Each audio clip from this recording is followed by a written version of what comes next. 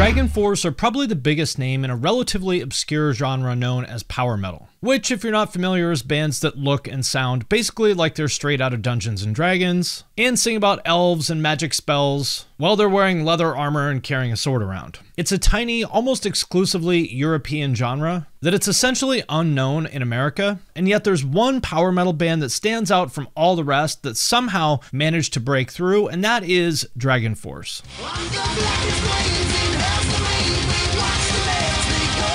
And of course, the obvious answer to how that happened is their appearance in Guitar Hero way back in the 2000s. But I don't think it's that simple. I don't think that can explain all their success. After all, that was 15 years ago, and with nearly 2 million monthly listeners on Spotify and an intensely loyal, die-hard fan base, I think it has to be more than just Guitar Hero. And so the question is, how did they do it? How did a band from a niche subgenre of metal that never really took off outside of Europe become one of the biggest names in the genre, to the point where people who don't even listen to metal know who they are? And even more importantly, what is their lasting impact? Those are the questions that I will answer in this video. I recently found out that I was getting charged $90 a year for Linktree, which honestly I never even use or look at.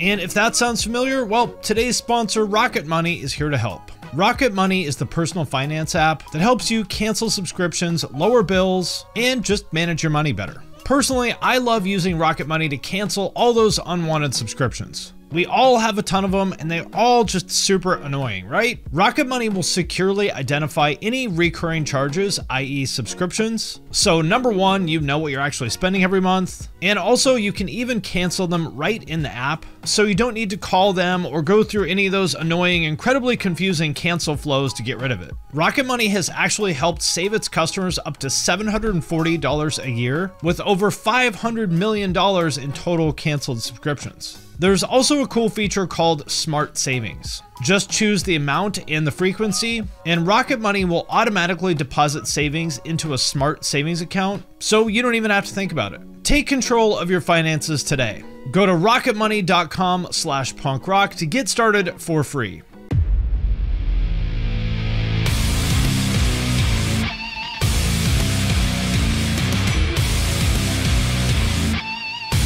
Our story begins in London back in 1999, when guitarists Herman Lee and Sam Totman formed a band called Dragonheart that would go on to be renamed Dragonforce. And they already had some experience, as they both used to play together in a band called Demoniac, which, if you like Dragonforce, you should probably check out. It's kind of like the black metal version of what Dragonforce would go on to become.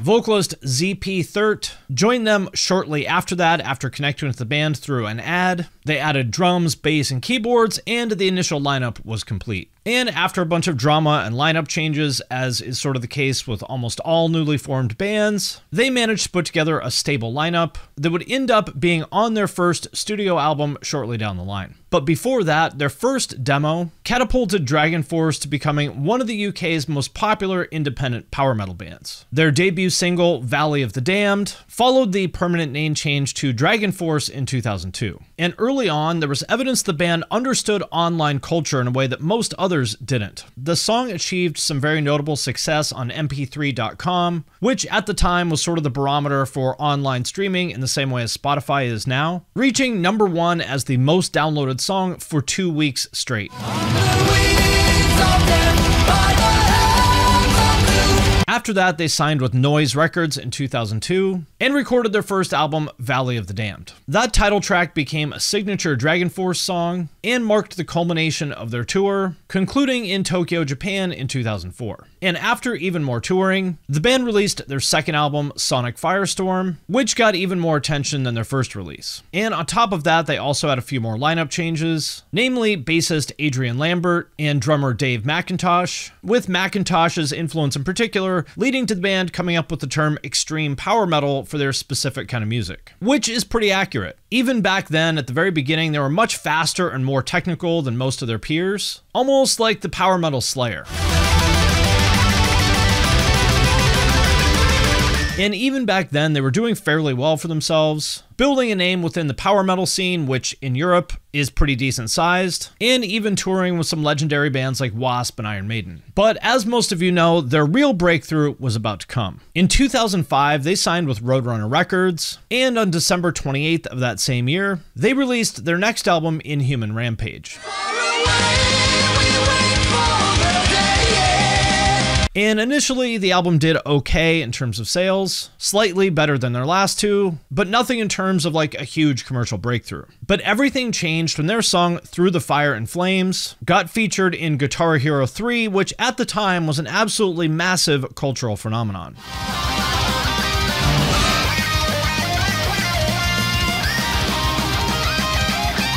And if you were around at the time, you know what a big deal Guitar Hero was in general and how much it helped so many bands, but Dragonforce might have been the band that benefited from it the most. And to put in perspective exactly how big the game was, it sold more than 2 million copies for the Wii alone, making it the biggest selling game on the platform at the time in which Wii was absolutely huge. And in 2009, Activision announced that it was the first video game ever to hit $1 billion in total sales. So to have their song featured so prominently in such a gigantic game was absolutely massive for the band. And what's unfortunate is that although it did help them a lot, the band themselves barely made anything from the game. Guitar Hero actually only play a one-off fee to use the song. So I'm thinking about just a bit less than $3,000, maybe even less. I can't remember, but let's split that between the band members. You got to pay a manager, the record label, the accountant, whoever is involved. It's actually barely any money. I don't even remember the amount I even cashed in on that one. But what did Guitar Hero do for us and a lot of other bands is present guitar music to the world. At that time, guitar music wasn't really that popular, and the audience hear our music and decide if they like it or not is really special, because we definitely don't play music that fits the radio. But at the same time, the exposure they got totally changed the trajectory of their career. According to ABC News at the time, Dragonforce saw digital sales of Through the Fire rise from fewer than 2,000 weekly to a high of 37,825 the week ending December 30th, a week when many who got the game as a holiday gift were playing it. Through the Fire and Flames became infamous as the hardest song to play in the entire game, which not only catapulted the band into an almost mainstream level of stardom, but also gave us a few classic videos like this.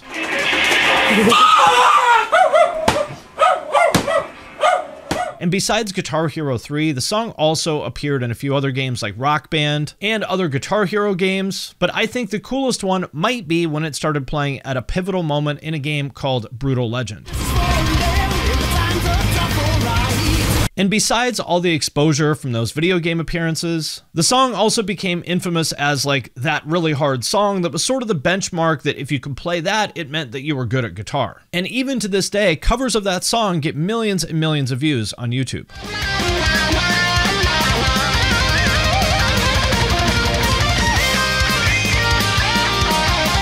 And if you're asking why this particular song blew up like it did, when there were so many other difficult songs to play on Guitar Hero, I think there are two factors. For one, the band at the time was a lot more self-aware than a lot of their peers, meaning that they knew exactly how just over the top and ridiculous this song was, and they weren't afraid to have fun with it. And you can see exactly that in the video for the song itself.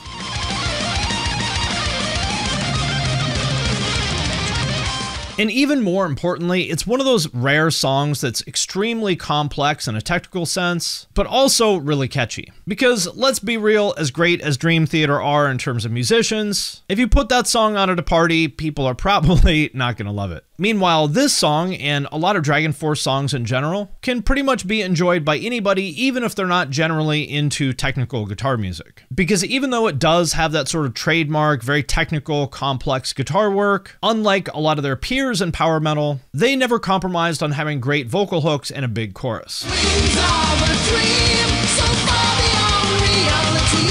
But with that said, the band didn't rest on their laurels and got right back to work. After touring with bands like Slipknot and Disturbed, they returned to the studio to work on their next album called Ultra Beatdown, which came out in August of 2008. And this was another big success for the band. The album's lead single, Heroes of Our Time, got nominated for a Grammy in Best Metal Performance of 2008, which they didn't win, but to be fair, they lost to Metallica, so I feel like that's really still kind of a moral victory for Dragonforce. I mean, no shame in losing to Metallica, right? The song also found its way into more games, like Skate 2 and NHL 2010, which continues the trend of their music being all over video games, so much so that the music video for The Last Journey Home was first released on the Xbox Live community in 2009.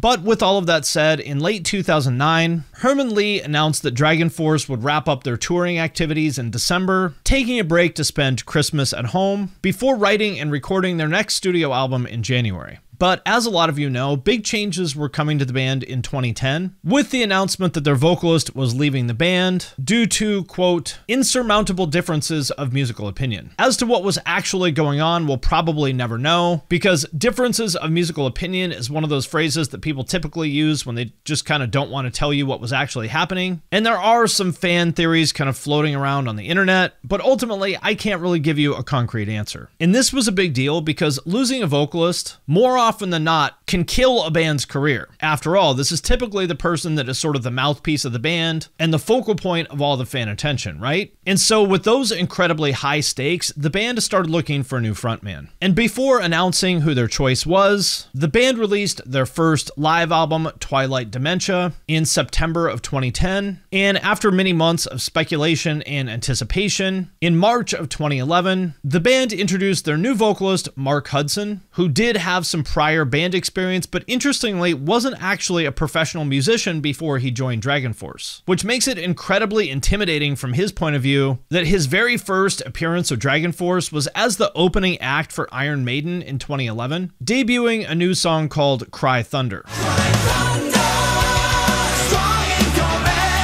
And after that, they released their fifth studio album, The Power Within, which was received surprisingly well considering the fact that they had a new frontman. And in fact, there really wasn't much outcry or fan backlash at all, which is kind of a breath of fresh air in the metal community. After that, they released their next album, Maximum Overload, 2 years later, which is honestly one of their most unique albums. Kind of like a mixture of technical death metal instrumentals with power metal vocals.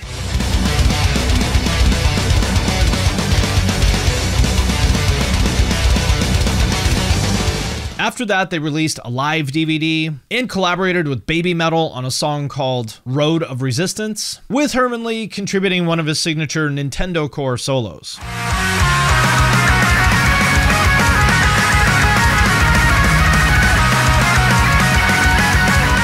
Then in April of 2016, they released a compilation album called Killer Elite, The Hits, The Highs, and The Vids, featuring a double CD of the band's greatest hits and a DVD containing all their music videos. And during an interview at the 2017 NAMM Winter Show, Herman Li revealed that the band was putting the finishing touches on their seventh album. It was called Reaching into Infinity, and it came out in May of 2017. The time has come for me. The time to overcome and do what is right for the world to see. And surprisingly, even this far into their career, it's considered one of their very best albums among a lot of fans, because it still has those signature Dragonforce elements, like the complex technical guitars paired with the catchy vocals, but it was a little bit more dark and gritty compared to some of their other material, which is usually a lot more fun and upbeat and almost has like kind of a cartoonish kind of vibe. For so many years we have wondered why. And 2 years later, they released their latest album, as of the time I'm recording this video, called Extreme Power Metal, which was essentially a return to their sort of typical formula, where the songs are a little bit more happy and upbeat.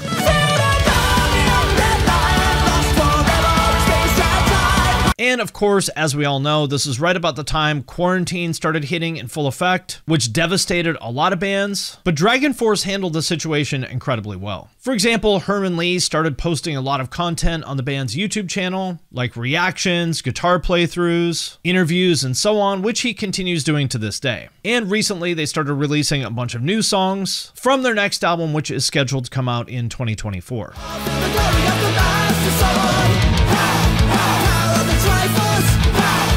And at this point in time, they pretty much fully embraced the fact that they got popular from video games. A lot of bands, I think, might struggle with that and view that as some sort of a threat to their legitimacy as artists, but Dragonforce have never tried to reject that. Their guitars were making those kind of Nintendo sounds from the very beginning of the band, and as the band members themselves would tell you, they never shied away from video game collaborations or references, but with this album, they went just really full throttle with it. For example, this one, which is inspired by Skyrim.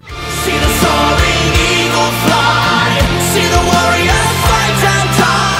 Which brings us to the last question of this video. What is Dragonforce's lasting impact? One thing I really appreciate about them is their self-awareness. They're really one of the first bands in this genre that knew exactly how goofy and over the top their music was. And because they fully embraced that, it inspired a lot of other bands in the genre to also not take themselves so seriously. Another thing worth mentioning, I think, is that power metal in general as a genre wouldn't be nearly as big as it is without Dragonforce. Because power metal, almost by definition, really only appeals to a pretty niche demographic, but with Dragonforce playing such a huge role in Guitar Hero 3 at a time that that game was a legitimate mainstream pop culture phenomenon, that put a huge spotlight on the genre of power metal that honestly it would have never gotten otherwise. And as far as I know, to this day, Through the Fire and Flames is to this day the most well-known power metal song ever written. But I think their biggest contribution is really within the world of guitar. For example, how many literally millions of people do you think they inspired to pick up guitar? Probably after they played the toy guitars in Guitar Hero 3 and they loved it and graduated to a real guitar. And so I think in a lot of ways they really set the stage for the new generation of guitar-focused bands like Polyphia to get popular. And I'm not taking anything away from Polyphia because I think they certainly still would have done well if Dragonforce had never existed. But I think you kind of have to ask, how many of the really hardcore guitar enthusiasts of that generation were created by Dragonforce? And how much did that lift up artists like Polyphia, Intervals, Periphery, and so forth?